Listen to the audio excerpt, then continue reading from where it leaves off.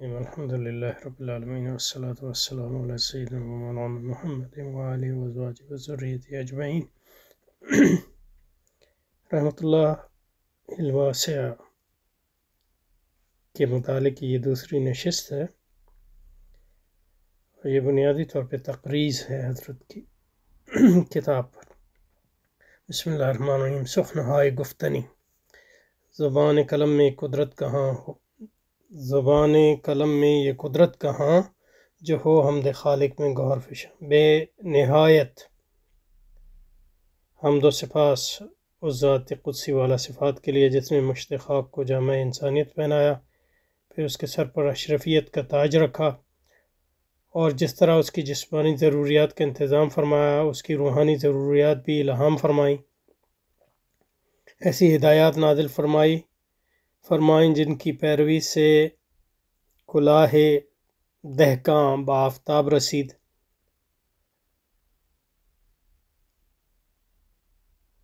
انسان رش کے کروبیاں بن گیا اور کروبیاں میرا خیال ہے کروبیاں بن گئے یعنی فرشتہ، اور ایسے احکام نازل فرمائے جن کی تعمیل میں سعادت دارین مضمر ہے۔ دنیا کی خوبی اور آخرت کی بھلائی اسی کی رہین منت ہے، یہ منت ہے، اور بے پایاں رحمتیں اور سلامتی نازل ہو ان تمام برگزیدہ ہستیوں پر جنہوں نے انسانوں کو سنوارنے میں اور ان کو احکام الہی کے فوائد و برکات سمجھانے میں کوئی دقیقہ اٹھا نہ رکھا۔ خاص طور پر اس گروہ کے قافلہ سالار سید ابرار غایت کائنات فخر موجودات حضرت ختمی مرتبہ صلی اللہ علیہ وآلہ وسلم پر جنہوں نے ہر طرح سے لوگوں پر اتمام حجت کر دیا اور دین الہی کا کوئی گوشہ تشنہ باقی نہیں چھوڑا، اور آپ کے آل و اصحاب پر اور آپ کے دین متین کے حاملین اساتین امت پر جنہوں نے شریعت مطہرہ کے رموز و اسرار کو تشبام کر دیا اور حقائق و دقائق کو پوری طرح واشگاف کر دیا۔ اللہ تعالیٰ امت کی طرف سے ان حضرات کو جزائے خیر عطا فرمائے اور ہم کو ان کے نقش قدم پر چلنے کی توفیق عطا فرمائے، آمین۔ حمد و صلات کے بعد عرض ہے کہ یہ حجت اللہ البالغہ کو امام اکبر مجدد اعظم محدث کبیر مفکر ملت حکیم الاسلام جامع شریعت و طریقت حضرت اقدس مولانا قطب الدین احمد معروف شاہ ولی اللہ صاحب محدث دہلوی قدس سرہ کی تصانیف میں واسطۃ العقد ہار کے بیچ کے عمدہ جوہر کا مقام حاصل ہے۔ البالغہ کے معنی ہے پختہ، مضبوط اور کامل، پہنچی ہوئی۔ روح المعانی میں ہے کہ البالغہ اے التی بلغت غایت المتانت والقوت علی الاثبات، کھری اور پکی دلیل۔ پس حجت اللہ البالغہ کے معنی ہے کامل برہان الہی۔ برہان تو منطقی اصطلاح ہے، تو میرے خیال میں دلیل سب بہتر ہے اس کا، کیونکہ برہان تو دلیل کی ایک قسم ہے۔ بہرحال شاہ صاحب رحمۃ اللہ علیہ نے یہ انعام سورۃ الانعام کی آیت 149 سے آخذ فرمایا۔ اس آیت میں تکلیف شرعی کے راز مجازات کی حکمت اور احکام شرعیہ کے مبنی بر حکمت و مصالح ہونے کی طرف اشارہ ہے، جس کی تفصیل آگے وجہ تسمیہ کے عنوان کے تحت آ رہی ہے۔ شاہ صاحب رحمۃ اللہ علیہ کی اس کتاب کا موضوع بھی یہی مضامین ہے، اس لیے آپ نے اس کتاب کا نام حجت اللہ البالغہ یعنی کامل دلیل الہی تجویز کیا یا کامل برہان الہی تجویز کیا۔ یہ کتاب بجا طور پر آپ کی تصنیفات میں شاہکار کی حیثیت رکھتی ہے۔ سید محترم حضرت اقدس مولانا ابو الحسن علی میاں صاحب ندوی رحمۃ اللہ علیہ اس کتاب کے متعلق ارشاد فرماتے ہیں کہ شاہ صاحب کی یہ معینات تصنیف حضرت صلی اللہ علیہ وسلم کے ان معجزات میں سے جو حضرت صلی اللہ علیہ وسلم کی وفات کے بعد آپ کی امتیوں کے ہاتھ پر ظاہر ہوئے اور جن سے اپنے وقت میں رسول اللہ صلی اللہ علیہ وآلہ وسلم کا اعجاز نمایاں اور اللہ کی حجت تمام ہوئی۔ ٹھیک ہے، شاہ صاحب رحمۃ اللہ علیہ کو ادراک ہو گیا تھا، اور اس کتاب کے مقدمے میں اس کی طرف اشارہ بھی ہے کہ آگے عقلیت پسندی کا دور شروع ہونے والا تھا۔ عقلیت پسندی کا کیا مطلب ہے؟ اسلام کی بنیاد تو عقل تو اسلام میں بنیادی چیز ہے، تو اس میں عقلیت پسندی کا کیا مقصد ہے؟ اور اسلام کی حکمت جو ہے یہ ہمیشہ علماء بیان کرتے آئے ہیں، یعنی امام غزالی کی کتابوں میں، ابن تیمیہ، ابن قیم، اور پھر مطلب یہ ہے کہ شاطبی تو اس کے امام ہیں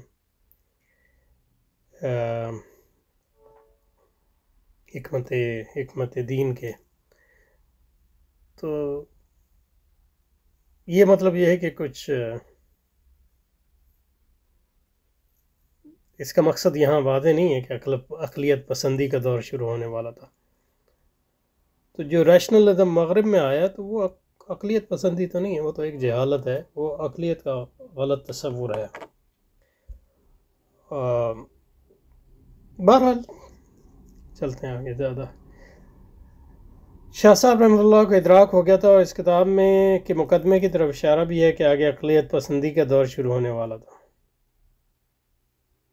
جس میں احکام شریعت کے متعلق اوہام و شکوک کی گرم بازاری ہوگی.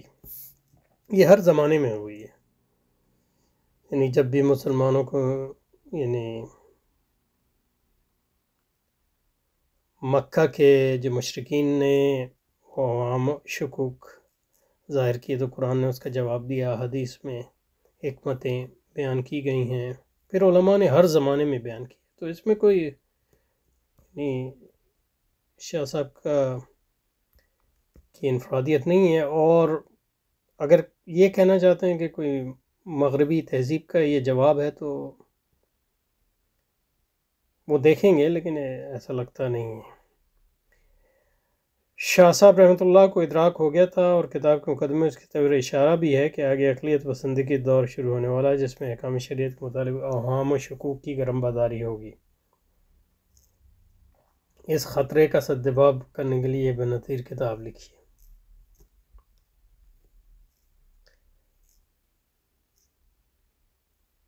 نہیں، ہمارا اپنا خیال تو یہ ہے کہ اس کتاب کا تناظر جو ہے برصغیر کے مسلمانوں کے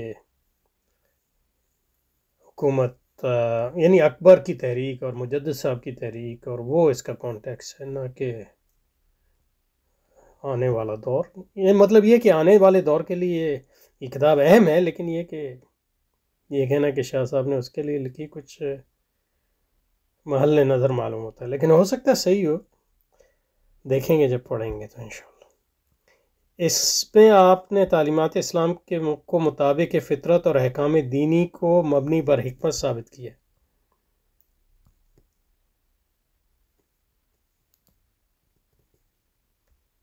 اب بات یہ ہے کہ فطرت اور حکمت کے تصورات بدلتے رہتے ہیں ہمیشہ. ہر زمانے میں جو ہے علماء نے یہ ثابت کرنے کی کوشش کی ہے کہ فطرت اور حکمت، لیکن اسلام کا جو تصور فطرت اور حکمت ہے وہ اس کا اپنا تصور ہے، لیکن بہت سے دوسرے تصور فطرت اور حکمت بھی ہیں جو غلط تصور فطرت اور حکمت ہے. تو آپ نے جو تعلیمات اسلام کو فطرت اور حکمت ثابت کیا ہے وہ اسلامی نظریہ حکمت اور فطرت کی بنیاد پر. تو یہ کوئی ایسا یہ نہیں مطلب یہ کہ ٹرانسیڈنٹل فوکل پوائنٹ پیش نہیں کیا جو ہر ایک کے لیے قابل قبول ہوگا، کیونکہ اس حکمت اور فطرت کو آپ اس وقت تک نہیں دیکھ سکتے جب تک ایمان آپ کے دل میں داخل نہ ہو.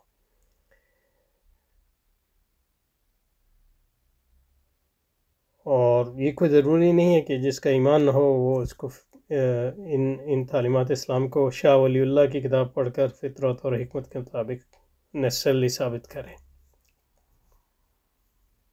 تاکہ مطلب یہ کہ یہ کتاب جو ہے اس کے دل کی دنیا بدلے. تو یہ نہیں مطلب یہ ہے کہ بہرحال چلتے ہیں. ہر حکم الہی اور شریعت کے اسرار و مسائل نہایت بلیغ اور مدلل انداز میں بیان فرمائے ہیں، جس ایک طرف تو متشککین اور مترددین کی شکوک و شبہات کا ازالہ ہوتا ہے، اور دوسری طرف معترضین کے اسلام پر معاندانہ اعتراضات کا منہ توڑ جواب مل جاتا ہے.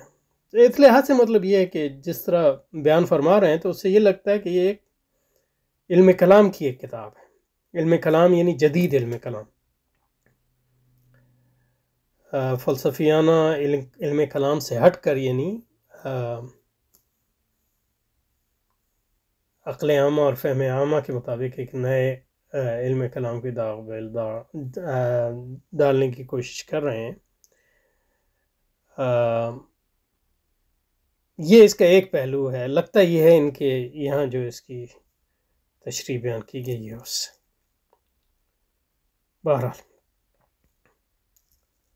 اس سلسلے میں حضرت اقدس مولانا منظور نعمانی رحمۃ اللہ علیہ کی سرگزشت ملاحظہ فرمائیں. میں اپنی زندگی میں کسی بشر کی کتاب سے اتنا متفید نہیں ہوا جس قدر کہ اس کتاب سے خدا نے مجھے فائدہ پہنچایا تھا. میں نے اسلام کو ایک مکمل اور مرتبط الاجزاء نظام حیات کے حیثیت سے اسی کتاب ہی سے جانا ہے. مولانا مودودی کو پڑھنے سے پہلے یا اس کے بعد یہ نہیں پتا. دین مقدس کی ایسی بہت سی باتیں جن کو پہلے صرف تقلیداً مانتا تھا، اس جلیل القدر کتاب کے مطالعے کے بعد الحمدللہ ان پر تحقیقاً اور علی وجہ البصیرت یقین رکھتا ہوں. ٹھیک ہے. ابھی میں نے مولانا منظور نعمانی صاحب کی کتابیں پڑھی ہوئے بڑے دن ہو گئے، لیکن جو آپ نے حاصل کیا وہ اس اگر کسی کتاب میں لکھا ہوتا تو بڑا اچھا ہوتا. اگر یہ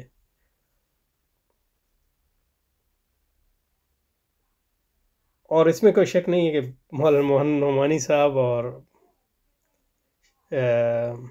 حضرت علی میاں صاحب نے شاہ صاحب کا جو ان کا تصور بنا ہے وہ مولانا مودودی سے ان کے متاثر ہونے کے بعد ہی بنا ہے. یعنی یہ دونوں عالم دین تھے جماعت اسلامی میں آنے سے پہلے، اس کو چھوڑنے سے پہلے ہی. لیکن یہ کہ مولانا مودودی کی فکر کا جو اثر ان دونوں پہ ہوا ہے، مانیں گے نہیں اس کو، ظاہر ہے. یہ بہت بڑی ہمارے علماء کی، یعنی جس کی مخالفت کرتے ہیں اس کا مطلب یہ ہے کہ اس کا حق نہیں مانتے ہیں. یہ تذکرہ بھی نہیں کریں گے مولانا مودودی کا، حالانکہ مطلب یہ ہے کہ مولانا مودودی نے مولانا منظور نعمانی کے ہی رسالے میں شاہ ولی اللہ پہ بہت تاریخی مضمون لکھا ہے، جس کا اثر جو ہے مولانا علی میاں پہ بہت زیادہ ہوا تھا، اور مولانا منظور نعمانی پر بھی. اور مولانا علی میاں کی جو شاہ ولی اللہ کتاب ہے اسی کا ایک مطلب یہ ہے کہ عالمانہ بنیاد پر جو ہے اس کے ایک تفصیلی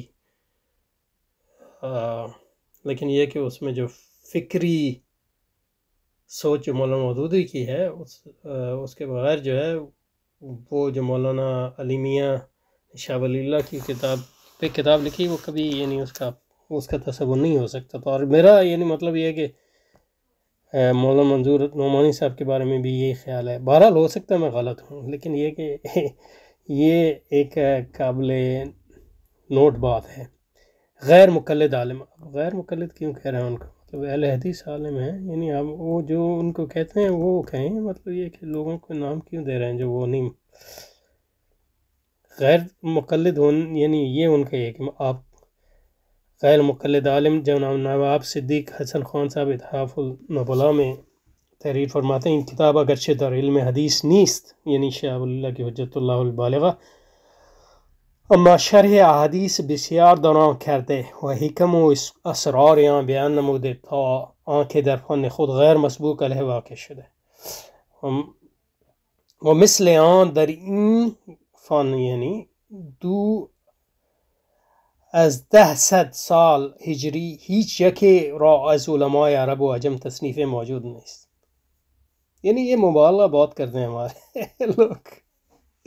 اس میں کوئی شک نہیں ہے کہ شاہ اللہ کی حجت اللہ البالغہ ایک بہت اہم کتاب ہے، لیکن یہ کہ یہ کچھ مبالغہ ہی معلوم ہوتا ہے.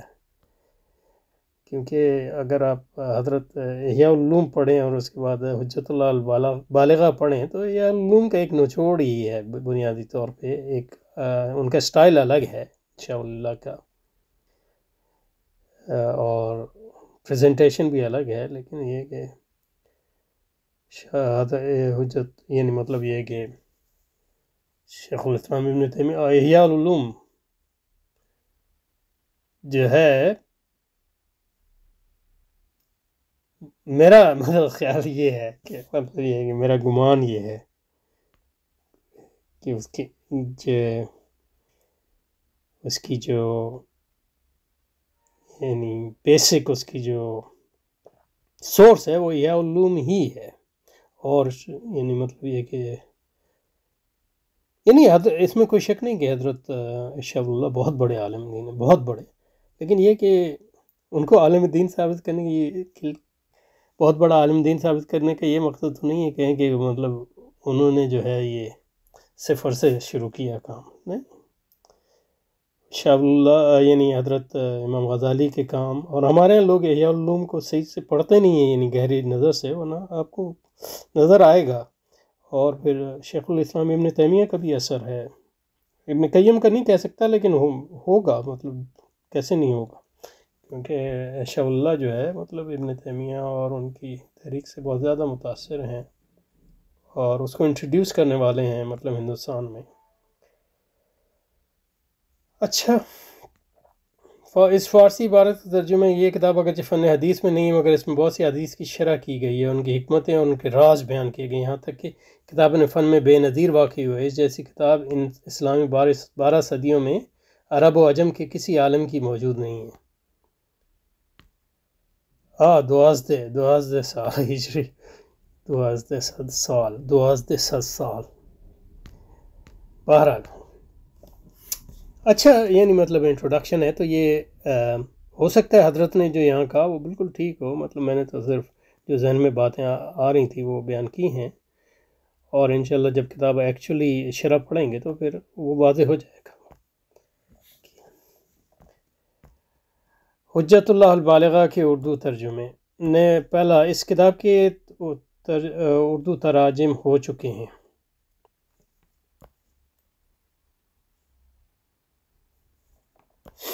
اس کتاب کے درجل اردو تراجم ہو چکے ہیں۔ نعمت اللہ السابعہ، یہ ترجمہ غالباً سب سے پہلا ترجمہ ہے، مترجم حضرت مولانا عبدالحق صاحب حقانی رحمۃ اللہ علیہ،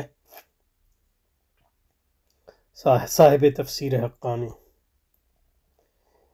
1302 میں مولانا یہ ترجمہ کیا ہجری، یعنی جناب مولانا فضل الرحمن صاحب رئیس اعظم عظیم آباد پٹنہ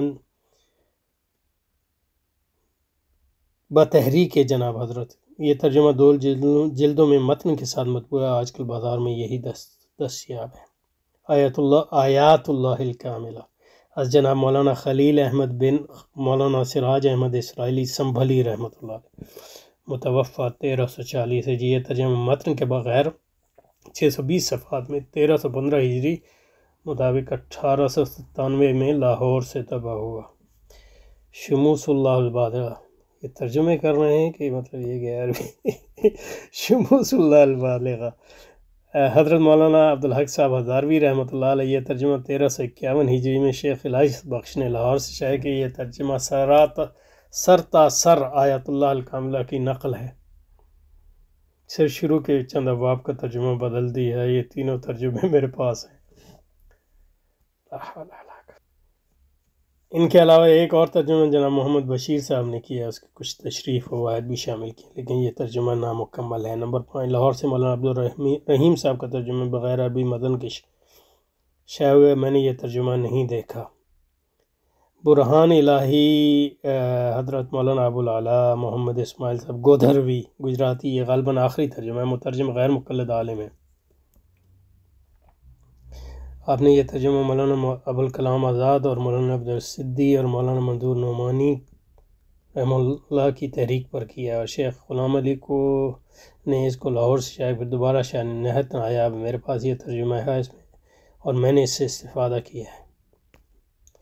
اس آخری مترجم کے ساتھ صاحب کا ترجمہ پر کیا ہے۔ اس کتاب کے اردو تراجم پہلے بھی ہو چکے ہیں، لیکن وہ ترجمے کے ہیں ایک چیستہ ہیں یہ عموماً ترجموں کی ہمارے یہاں خاص طور پہ جو علماء جو ترجمے کرتے ہیں، کیونکہ ان کی اردو زبان مختلف ہوتی ہے، یعنی عام لوگ وہ زبان نہیں بولتے، تو یعنی میرا تجربہ تو یہ ہے کہ بہتر یہی ہے کہ آدمی عربی کو پڑھنے کی کوشش کر لے، اس سے بہتر ہے کہ ان ترجموں کو سمجھنے کی کوشش کرے۔ تو یہ اس کتاب کے اردو تراجم پہلے بھی ہو چکے ہیں، لیکن وہ ترجمے کے ایک چیستہ ہیں جس میں مغلق مقامات اور بھی زیادہ مغلق کر دیے گئے۔ اکثر الفاظ مختصر ترجمہ الفاظ مختصر کیا ہے، جس سے مطلب کی وضاحت تو درکنار الجھاؤ اور بڑھ گیا ہے۔ ایسے مقامات الفاظ کو جملوں اور سطروں سے واضح کرنے کی ضرورت ہوتی ہے۔ یہ تحت اللفظ یا تحت اللفظ جیسا ترجمہ کہ اس کتاب کی شان کے خلاف ہے، بلکہ کتاب کے مطالب کو بگاڑتا ہے۔ یعنی آپ دیکھیں مطلب یہ کہ ایران سے سنیوں نے کیا ہے وہاں ترجمہ فارسی میں، وہ ایک شخص نے کیا ہے، وہ بلند پایا ترجمہ ہے، یعنی جتنا میں نے اس کو دیکھا ہے۔ لیکن یہ کہ ہمارے ہاں جو ہے تقریباً اتنے ایک درجن آدھے درجن قریب مختلف علماء نے، یعنی مولانا عبدالحق حقانی صاحب کوئی چھوٹے موٹے عالم نہیں ہیں، تفسیر مفسر قرآن ہیں، لیکن یہ کہ ترجمے کا فن جو ہے ہمارے یہاں، اس کی وجہ یہ کہ اردو لکھنے کا جو ہے وہ رواج اس طرح نہیں ہے۔ مگر یہ آخری ترجمہ بھی سابقہ تراجم سے کچھ بہتر نہیں ہے۔ مترجم نے بے شک جگہ جگہ شاہ صاحب کے مختلف الفاظ کو جملوں اور سطروں سے واضح کیا ہے، مگر منچے سرائیں متبور منچے سرایت کا مصداق ہے، یعنی مطلب وہ کچھ کہہ رہے ہیں یہ کچھ کہہ رہے ہیں۔ علاوہ ازیں حکیم الامت حضرت مولانا اشرف علی صاحب تھانوی قدس سرہ العزیز نے المصالح العقلیہ للاحکام النقلیہ میں مطلق تراجم کے بارے میں ارشاد فرمایا کہ اس مبحث یعنی مصالح عقلیہ کے بیان میں ہمارے زمانے سے کسی قدر پہلے زمانے میں حضرت مولانا شاہ ولی اللہ صاحب حجت اللہ البالغہ لکھ چکے ہیں۔ سنا ہے کہ یہ ترجمہ اس کا بھی ہو چکے ہیں، مگر عوام اس کا مطالعہ مناسب نہیں ہے کہ اصلی کتاب غامض زیادہ ہے، یعنی مطلب یہ کہ دقیق ہے، یعنی صرف ترجمے سے کتاب سمجھ میں نہیں آ سکتی، شرح کی ضرورت ہے۔ غرض حجت اللہ بالغ کے لیے یہ شرح کی ضرورت ہے، یعنی مطلب یہ کہ حجت کتاب غامض تو نہیں ہے، مطلب آپ عربی میں پڑھیں، یعنی بڑی شستہ عربی ہے جتنی ہم نے پڑھی ہے، یعنی لفظ تو کبھی نہیں پڑھا، لیکن یہ کہ جب بھی مباحث دیکھتے ہیں تو ہاں کچھ فلسفیانہ جہاں باتیں آئی ہیں تو اس میں فلسفیانہ اصطلاح تو آپ کو سمجھ نہیں ہوتی۔ اور حضرت شاہ صاحب کی جو نثر ہے اس میں وہ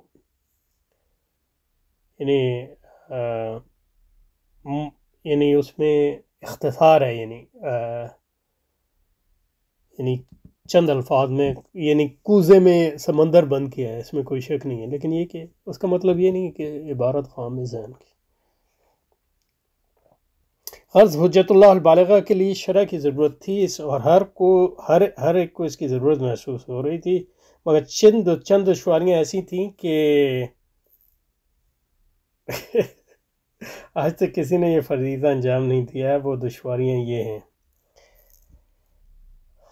اچھا جی، غرض حجت اللہ البالغہ کے لیے شرح کی ضرورت تھی، اور ہر کوئی اس ضرورت کو محسوس کرتا تھا، مگر چند دشواریاں ایسی تھیں جس کی وجہ سے کسی نے یہ فریضہ انجام نہیں دیا۔ وہ دشواریاں یہ ہیں۔ اچھا جی، پہلی، مصنف کا البیلہ انداز نگارش۔ مجھے یہ نہیں پتا البیلے کا کیا مطلب ہے۔ شاہ صاحب کو سرہ عرش پر بیٹھ کر باتیں کرتے ہیں، شرح میں ان مضامین کو جب تک فرش پر نہ لائے بات نہیں بن سکتی۔ یہ کام کتنا دشوار ہے اس کا اندازہ ہر کوئی کر سکتا ہے، لیکن بات یہ ہے کہ مطلب یہ کہ وہ عرش پر بیٹھ کے بات کر رہے ہیں، جس کو یہ عرش کہہ رہے ہیں، اور فرش اس کا مقصد ہے، یعنی جو مقام ہے اس مقام سے ہی جس سے وہ بات کر رہے ہیں، اس مقام سے ہی وہ چیزیں جو ہیں نظر آ سکتی ہیں ویسی جو ان کو دکھ رہی ہیں، اور وہ مقام جو ہے اس دنیا سے اوپر کا مقام ہے، اور اپنے قاری کو بھی وہیں اسی مقام کم از کم اس طرف، یعنی سفر کے بغیر آپ اس کو نہیں سمجھ سکتے۔ بہرحال اور یہ کام کتنا دشوار ہے اس کا اندازہ ہر کوئی کر سکتا ہے۔ عبارت میں غائب درجہ ایجاز، یہ صحیح ہے، عبارت میں بہت ایجاز ہے۔ شاہ صاحب لغز نویس ہیں، ایک کلمہ بھی زیادہ حاجت نہیں لاتے، یعنی حجہ میں نہیں لائے ہیں، ہر کتاب ایسی نہیں ہے، بلکہ بعض جگہ تو عبارت میں بخیلی کر فرما نظر آتی ہے۔ یہ تو خیر ہوئی کہ شاہ صاحب مترادفات استعمال کرنے کے عادی ہیں، مفرد کی مفرد سے، جملہ ناقصہ کی جملہ ناقصہ سے، اور جملہ تامہ کی جملہ تامہ سے تفسیر کرتے ہیں، جسے دال دلیہ ہو جاتا ہے۔ اگر شاہ صاحب کی نگارش میں یہ بات نہ ہوتی تو بہت سے مضامین لوگوں کی گرفت سے باہر رہ جاتے۔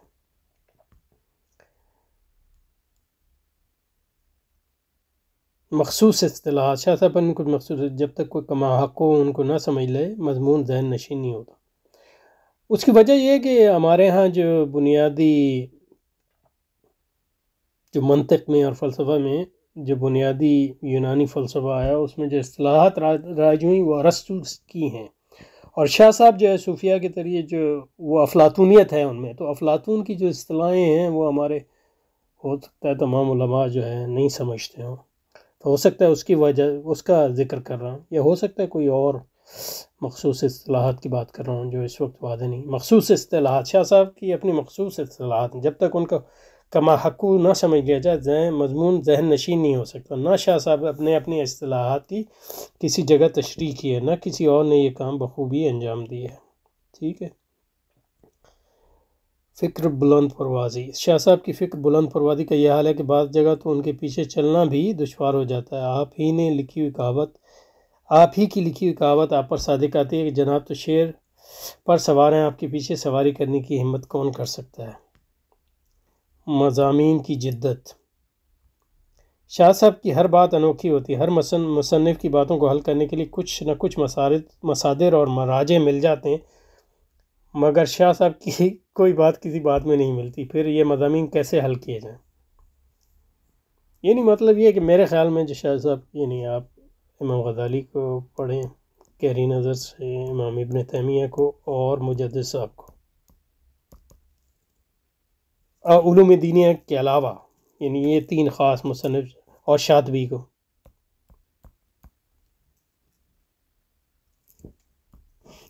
میرا خیال میں مضامین کی جدت، شاہ صاحب کی ہر بات انوکھی ہوتی ہے۔ ہر مصنف کی باتوں کو حل کرنے کے لیے کچھ نہ کچھ مصادر و مراجع مل جاتے ہیں، مگر شاہ صاحب کی کوئی قرض مذکورہ بالا وجوہ سے، ان کے علاوہ دیگر وجوہ سے یہ قرض باقی چلا رہا ہے، جس کے ایک بڑھیا اپنی مٹھی بھر کھاتا ہوا سوت لے کر بازار مصر میں یوسف کی خریدار بن کر آئے۔ دیکھیے اس کا نصیب کیسا ہے۔ ایک بڑھیا میں نے یہ کتاب حضرت حکیم الاسلام حضرت اقدس مولانا کاظمی کو سے پڑھی ہے۔ ٹھیک ہے۔ حضرت کو شاطب کو کمال قدرت، مگر افسوس کے درس میں چند ابواب ہی شامل تھے، کاش حضرت سے پوری کتاب کا معتدبہ حصہ پڑھنے کی سعادت حاصل ہوتی۔ پھر جب میں نے العون الکبیر فی حل الفوز الکبیر لکھی تو اس میں یہ التزام کیا تھا کہ شاہ صاحب کی کلام کی خود شاہ صاحب کی کلام سے شرح کی جائے۔ چنانچہ راندیر کے قیام کے زمانے میں اس مقصد سے پہلی مرتبہ پوری کتاب کا مطالعہ کیا، مگر اس وقت کتاب کا ماحقو حل نہیں ہوئی تھی، یعنی سمجھ میں نہیں آئی تھی۔ پھر جب 1408 میں دارالعلوم دیوبند میں اس کتاب کا درس مجھ سے متعلق کیا گیا تو میں نے اثر نو پوری کتاب کا مطالعہ کیا اور مطبوع صدیقی سے پوری کتاب کا مقابلہ بھی کیا۔ اس مقابلے میں مجھے بہت فائدہ ہوا، کتاب کا بڑا حصہ بحمداللہ حل ہو گیا، اور یہ بات بھی واضح ہو گئی کہ کتاب میں کچھ ایسی طبعاتی اغلاط ہیں، یعنی غلطیاں ہیں، جن کی تصحیح کے بغیر کتاب کا ماحقو حل نہیں ہو سکتی۔ چنانچہ اس وقت سے مجھے اس کتاب کے مخطوطوں کی تلاش رہی۔ بالآخر جو آئندہ یا بندہ مقصد میں کامیابی حاصل ہوئی۔ حضرت صاحب نے یعنی مطلب یہ کہ بڑے محنتی ہیں، اس پہ بہت کام کیا۔ یعنی آپ جو ان کی اصل عربی کتاب کی جو تحقیق کی ہے اور اس پہ جو حاشیے لکھے ہیں تو اس سے یہ اندازہ ہوتا ہے کہ بہت کام کیے۔ اللہ ان کو جزائے خیر عطا فرمائے۔ میری خواہش یہ تھی کہ شرح لکھنے سے پہلے کم از کم ایک بار کتاب پوری پڑھا لوں، کیونکہ پڑھانے سے مضامین کی تحصیل کا طریقہ ہاتھ آ جاتا ہے۔ یہ ٹھیک بات ہے، مگر یہ بات مقدر نہ تھی۔ ایک سال دارالعلوم دیوبند کے استاد برادر عزیز جناب مولانا مفتی محمد امین صاحب پالن پوری زیدہ شرف وہ اور مرحوم نور چشمی مولوی رشید احمد صاحب رحمۃ اللہ علیہ، یہ ان کے بیٹے ہیں میرا خیال ہے، کسی حادثے میں انتقال ہو گیا تھا، اللہ رحم فرمائے، سب پر مغفرت فرمائے۔ متوفہ 1415 ہجری نے اسی مقصد سے حجت اللہ البالغہ کے سبق میں شرکت بھی کی تاکہ وہ تقریر ضبط کریں۔ عصر کے بعد بھی قسم دوم سے سبق شروع کیا گیا، مگر طلبہ نے اس وقت کے ناظم تعلیمات حضرت مولانا ریاست علی صاحب بجنوری زید مجلس شکایت کی کہ درس املا کرانے سے کتاب سمجھ میں نہیں آتی، کلام سننے میں تسلسل باقی نہیں رہتا، بدین بات سے ہٹ جاتا ہے، چنانچہ وہ سلسلہ موقوف کرنا پڑا اور عصر کے بعد کا سبق بھی چند روز کے بعد بند ہو گیا۔ پھر اتفاق یہ ہوا کہ 1418 ہجری میں طلبہ نے پورے سال کی تقریر ٹیپ کی اور صاف کر کے مجھے دی تاکہ میں اس کو مرتب کر دوں، چنانچہ 1419 جزاکم اللہ خیرہ 1419 ہجری میں جب یہ سبق شروع ہوا تو میں نے اس تقریر کو مرتب کرنا شروع کیا، مگر وہ تقریر چوتھے مبحث پر ختم ہو گئی۔ تقریر سے ان کی بنیاد یعنی لیکچر جو سبق، کیونکہ درس میں کتاب اتنی ہی پڑھائی جاتی تھی، اس طرح مجبوراً کام آگے بڑھانا پڑا۔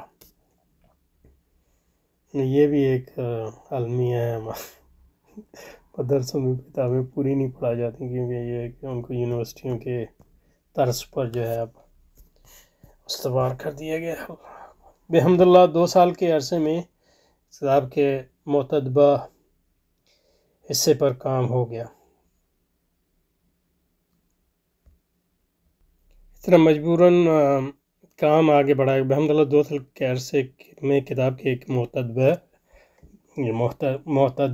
حصے پر کام ہو گیا، اس میں یہ جلد اول قارئین کی خدمت پیش کی جا رہی ہے اور دوسری جلد کتاب چل رہی ہے، وہ انشاءاللہ جلد پیش کی جائے گی۔ شرح کا انداز، اچھا یہ سمجھنا ضروری ہے کیونکہ شرح پڑھنا یہ اس کا اصل مقصد ہے۔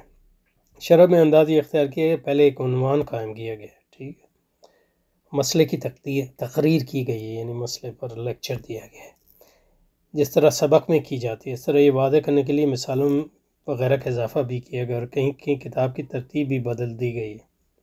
غرض تقریر میں ہر بات شاہ صاحب کی نہیں ہے، اس میں اپنی باتیں بھی ملائی ہیں، شرح کا تو یہی مطلب ہوتا ہے نا۔ البتہ مدعی شاہ صاحب ہی کا مدعا یعنی مقصد، اور یہ طریقہ اس لیے اختیار کیا ہے کہ کتاب حل ہو جائے، یعنی سمجھ میں آ جائے۔ پھر متعلقہ عبارت عربی عبارت ضروری اعراب کے ساتھ دی گئی ہے۔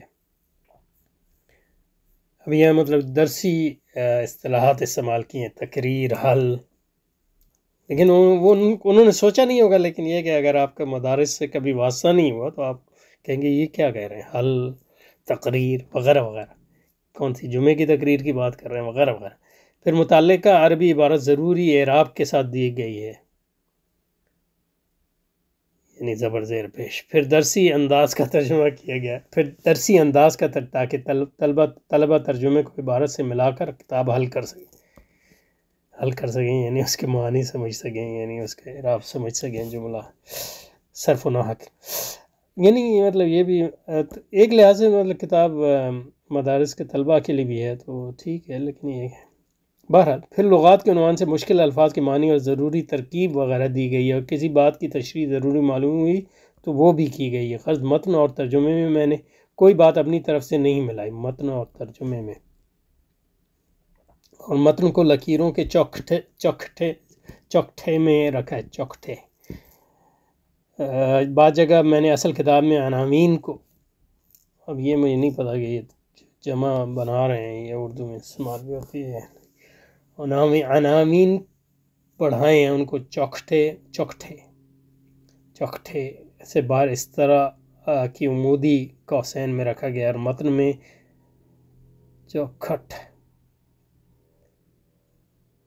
چوکھٹے کہہ رہے ہیں، اور متن میں جہاں کہیں نمبر ڈالے گئے ہیں ان کو عمودی قوسین میں رکھا گیا۔ شرح کے ماخذ یعنی ریفرنسز، کتاب کو حل کرنے کے لیے میرے پاس کوئی ماخذ نہیں تھا۔ کتاب کے 4 تراجم ضرور تھے مگر بوقت حاجت غائب ہو جاتے تھے، یا الجھا کر رکھ دیتے. البتہ اچانک ایک امداد غیبی ہوئی. پاکستان کے شہر چشتیاں کے جناب مولانا عبدالقدیر صاحب تشریف لائے. انہوں نے شرح پڑھنے کا تذکرہ کیا تو انہوں نے بتایا کہ ان کے یہاں حضرت اساتذہ مولانا عبد اللہ سندھی رحمۃ اللہ کی ایک تقریر ہے، یعنی لیکچر جو قلمی ہے. میں نے اس کی خواہش ظاہر کی. اللہ تعالیٰ جزائے خیر عطا فرمائے مولانا موصوف کو کہ انہوں نے واپس لوٹتے ہی تقریر کی 2 عدد فوٹو کاپیاں بھیج دیں. جزاہ اللہ الخیر. اس تقریر سے کتاب حل کرنے میں بڑی مدد ملی، یعنی سمجھ میں. مولانا سندھی صاحب نے ایک بار مکہ مکرمہ میں حجت اللہ البالغہ پڑھائی تھی. تلامذہ نے اس کی تقریر منضبط کر لی تھی. ضبط کر لی تھی، یعنی اردو میں منضبط کا اور مطلب ہوتا ہے. بہرحال یہ تقریر عربی میں قید تحریر میں لائی گئی اور کتاب کے 3 ربع تک ہے، یعنی 3/4. آخر کا 1 ربع اس میں شامل نہیں ہے. اس تقریر میں عام طور پر مفردات کی تشریح، ضمائر کے مراجع کی تعیین یعنی تعین، اور عبارت کی تصحیح، اور کہیں کہیں افادات ہیں یعنی نوٹس یا اس کی شرح. جس کا کسی مسئلے کو یا عبارت کو نہیں سمجھایا ہے مگر بہرحال اس سے بڑی مدد ملی. اللہ تعالیٰ ان تلامذہ کو جنت کے بلند درجات عطا فرمائے، آمین. اور مصنف کو بھی انہوں نے ایک قیمتی ذخیرہ محفوظ کر دیا. میں نے شرح میں کئی وہ افادات نقل بھی کی ہیں. آخر میں سندھی لکھا ہے. قرض اردو میں سندھی تو ایسا نہیں لکھتے ہیں. قرض کتاب حل کرنے کے لیے میرے پاس یہی ایک ماخذ تھا، دوسری کوئی چیز دستیاب نہیں تھی، اسی لیے شرح میں اگر کوئی لغزش ہو گئی ہے تو اس کی وجہ جواز ہے. بہرحال شرح کتاب کی حدیث کی تخریج کا معروف طریقہ اختیار نہیں کیا گیا کیونکہ اس میں کتاب بہت طویل ہو جاتی ہے اور قاری مقصد سے دور ہو جاتا. میں نے تخریج حدیث کا یہ طریقہ اختیار کیا کہ کتب حدیث کی مراجعت کر کے حدیث کے بارے میں اطمینان کر لیا ہے اور عام طور پر صرف مشکات کا حوالہ دے دیا. اگر حدیث مشکات میں نہیں ملی تو اس کا اصل مراجع کا حوالہ. اگر کوئی حدیث ضعیف ہے تو اس کی اطلاع دے دی ہے، مزید وضاحت نہیں کی گئی. ضعف کا درجہ. اور اگر کوئی حدیث نہایت ضعیف ہے یعنی ساقط کی درجے کی ہے یا موضوع ہے تو اس کی پوری وضاحت کی. مثلا اسی جلد میں یہ حدیث بھی آئی ہے کہ وادی دادی حوا رضی اللہ عنہ علیہ السلام نے شیطان کے اغوا سے یعنی شیطان نے ان کو جو اغوا کو کیا کہتے ہیں، اغوا تو عربی کا لفظ ہے، اردو میں اغوا جو ہے الگ معنی میں استعمال ہوتا ہے. بہرحال یعنی شیطان نے آپ کو جو بھٹکانے کی کوشش، یعنی لغزش بھی نہیں، بھٹکانا بھی نہیں. اللہ اکبر. بہرحال شیطان نے اغوا سے اپنے بیٹے کا نام عبدالحارث رکھا تھا. یہ حدیث ترمذی کی ہے مگر قطعاً باطل ہے، چنانچہ اس پر مفصل کلام کیا ہے. 4 اگر کوئی حدیث تلاش بسیار کے باوجود نہیں ملی تو بس یہ لکھتی ہے کہ یہ حدیث مجھے نہیں ملی ہے. جیسے جلد اول مبحث 5 باب 13 کی آخر میں یہ روایت آئی کہ مومن کا حصہ عذاب میں سے دنیا کی محن ہے، یعنی دنیا کی آزمائش ہے. یہ حدیث مجھے نہیں ملی. علامہ کوثری مصری یعنی مصر میں مقیم ہو گئے تھے آخر میں. مصری تو نہیں ہیں، ترکی ہیں، یعنی عثمانی سلطنت کے آخری شیخ الاسلام کے سیکرٹری تھے. جہاں تک مجھے پتہ ہے یہ مصری نہیں ہے، لیکن یعنی مطلب مصری اگر ان معنوں میں کہا ہے کہ وہ مصر میں مقیم ہو گئے تھے تو ٹھیک ہے. ویکیپیڈیا میں جو ان کا ترجمہ ہے محمد زاہد بن حسن الحلمی الکوثری نسبۃ الی قریۃ الکوثری بضفۃ نہر الشیس من بلاد القفقاز، یعنی مطلب یہ ہے کہ یہ سرکیجین ہیں، یعنی چرکس جس کو کہتے ہیں ہمارے یہاں، اور یہ لوگ جو ہیں عثمانی سلطنت نے ان کو آباد کیا تھا. ترکی میں بھی اور شام کے علاقوں میں بھی اور فلسطین میں بھی اور اردن میں بھی، لیکن ترکی میں ان کی بہت آبادی ہیں، خاص طور پہ مطلب یہ ہے کہ انقرہ اس کے تو ولد بقریۃ حاج حسن قریسی القریہ قریب من دوزجہ بنحو 3 امیال شرق الآستانہ فی ترکیہ وکان ذلک یوم الثلاثاء. تو ترک ہیں یعنی ان مصری نہیں ہیں. تفقہ فی جامع الفاتح بالآستانہ ودرس فیہا وتولى الرئاسة مجلس التدريس واضطهده الاتحاديون في خلال الحرب العالمية الأولى لمعارضة خطتهم في إحلال العلوم الحديثة محل العلوم الدينية في أكثر حصص الدراسة. ولما تولى الكماليون وجاهروا بالإلحاد أريد اعتقاله فركب إحدى البواخر إلى الإسكندرية. تو مصر میں ہجرت کی، یعنی کمالی لعنتی انقلاب جب آیا تو اس کے نتیجے میں جو ہجرت کی، ان کو گرفتار کرنے کی کوشش کی، لیکن وہ ہجرت کی اور پھر مصر میں باقی زندگی گزاری. اور یعنی بہت بڑے عالم تھے اور بڑی تحقیقات ہیں ان کی، حنفی عالم، بڑے متعصب حنفی عالم.